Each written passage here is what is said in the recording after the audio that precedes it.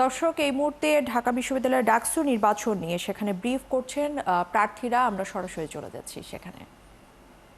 লাগে এই সময়টি কিন্তু আমরা খুবই মিনিমালিস্টিক ধরেছি, কারণ আপনি চিন্তা করে দেখেন, ভিপি পদপ্রার্থী হিসেবে যদি 40 জন মানুষের নাম থাকে, সেই 40 জনের মধ্যে থেকে যেই নামটি তিনি দাগাতে চান সেই নামটি খুঁজে বের করতে 10-15 সেকেন্ডের বেশি সময় লাগে। সদস্য পদে 13 জনকে তিনি দাগ দিবেন, সেখানে নাম আছে 200-র বেশি। সেই 200 নামের মধ্যে থেকে 13টি নাম খুঁজে বের করতে কি পরিমাণ সময় লাগে?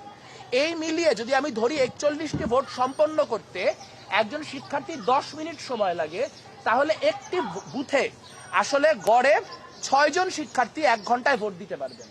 যদি হবে করে আমি ধরি যে 8 ঘন্টাও সময় দেওয়া হয়, তাহলে হিসাবটি কি দাঁড়ায়? 6 8 48 জন। তাহলে একটি বুথে যদি 48 জন করে ভোট দিতে পারেন, জি, তাহলে আপনারা এই হিসাবটা করবেন যে আসলে 5000 মানুষকে ভোট দিতে আসলে সেখানে কি পরিমাণ সময় লাগে। আমাদের হিসাব বলছে,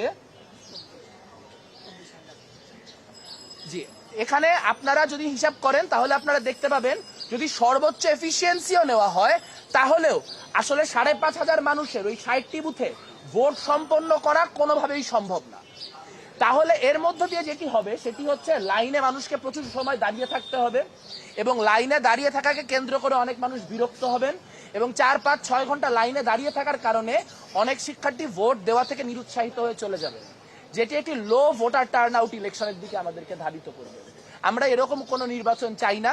আমরা চাই যারা যারা ভোট দিতে চান তাদের প্রত্যেকে যেন ভোট দিতে পারে। একটা বিশ্ববিদ্যালয়